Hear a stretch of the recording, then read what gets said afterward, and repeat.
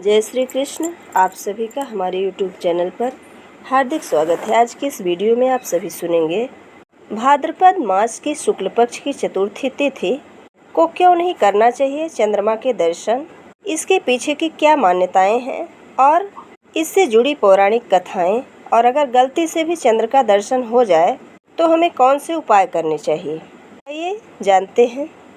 भाद्रपद मास की शुक्ल पक्ष की चतुर्थी तिथि से एक पौराणिक मान्यता जुड़ी है। कहा जाता है कि वैसे तो हर महीने की शुक्ल पक्ष की चतुर्थी को चंद्र के दर्शन नहीं करने चाहिए, लेकिन भाद्रपद मास की शुक्ल पक्ष की चतुर्थी को चंद्र दर्शन हो तो पूरी तरह ही इसे निषिद्ध माना गया है। कहा जाता है कि इस तिथि को चंद्र का दर्शन करने वाले को कलंकित होना पड़ता है।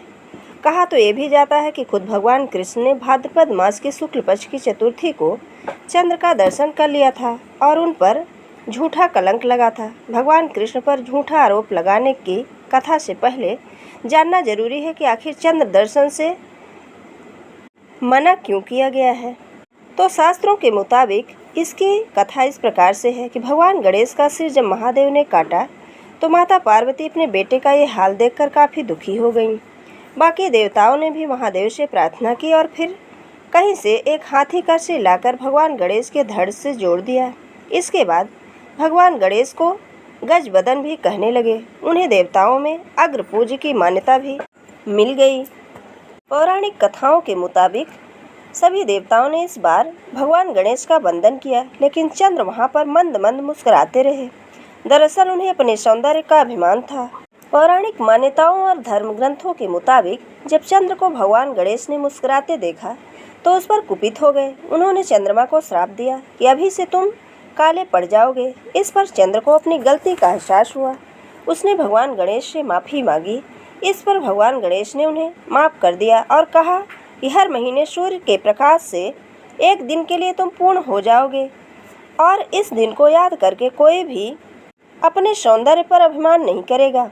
जो भी भाद्रपद मास के शुक्ल पक्ष की चतुर्थी पर तुम्हारे दर्शन करेगा उस पर झूठा आरोप लगेगा।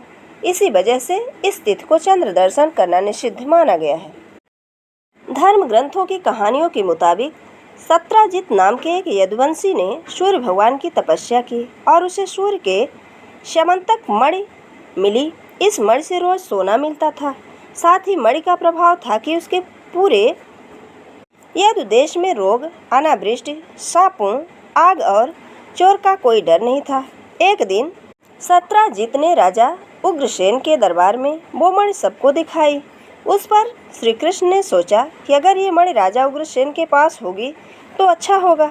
इस बीच सत्राजित को श्री कृष्ण के मन की बात पता चल गई। उसने ये मणि अपने भाई प्रसेन को दे दी। प्रसेन एक दिन जंगल गया तो वहाँ शेर ने उसे मार डाला। जब वो लौटकर नहीं आया तो ये आशंका हुई कि स्यमंतक मणि की वजह से श्री कृष्ण ने उसे मार दिया। कहते हैं कि इस आरोप के लगने से पहले ही श्री कृष्ण ने चंद्र के दर्शन किए थे। जब श्री कृष्ण को लोगों की आशंका और खुद पर स्यमंतक मणि की चोरी के आरोप का ज्ञान हुआ तो वे जंगल गए। मौत के वक्त प्रसेन के पास स्यमंतक मणि थी और वो शेर के मुंह में रह गई थी। शेर को मारकर जामवान ने मणि अपने पास रख ली थी। पौराणिक कहानियों के मुताबिक श्री कृष्ण को यह पता चला कि जामवान के पास मणि है। वह जामवान की गुफा तक पहुँचे और 21 दिन तक उससे युद्ध लड़े। इसके बाद जामवान को समझ में आ गया कि श्री कृष्ण तो उनके प्रभु श्री राम जैसे हैं। इस पर उन्होंने श्री कृष्ण को मणि लौटा दी और लाकर श्री कृष्ण ने सत्राजित को दे दी। इसके बाद वो दोष मुक्त हो गए। जानते हैं कि गलती से भी अगर चंद्रमा के दर्शन हो जाए तो क्या करना चाहिए। तो अगर भाद्रपद मास की शुक्ल पक्ष की चतुर्थी को गलती से भी चंद्र के दर्शन हो जाए तो कलंकित होने से बचने के लिए इस मंत्र का पाठ करना चाहिए। कहा जाता है कि इस मंत्र का जाप करने से मनुष्य झूठे आरोपों से भी मुक्त हो सकता है। ये मंत्र इस प्रकार से है। सिंह प्रसेनम अवधीत सिंहो जामवता हतः सुकुमारक माँ दोरीस्तव येषः स्यमंतकः। अब आइए जानते हैं कि कब से कब तक चंद्रमा के दर्शन नहीं करने हैं। तो दृक पंचांग के अनुसार वर्जित चंद्र दर्शन का समय है 7 सितंबर 2024 को सुबह 9:29 से लेकर रात 8:44 तक। इसकी पूरी अवधि 11 घंटे 15 मिनट की है। ये थी चंद्र दर्शन के विषय में कुछ रोचक जानकारी। अगर हमारा ये वीडियो आपको अच्छा लगे तो लाइक ज़रूर करें और मित्रों के बीच में शेयर करना बिल्कुल ना भूलें। जय श्री कृष्ण, धन्यवाद।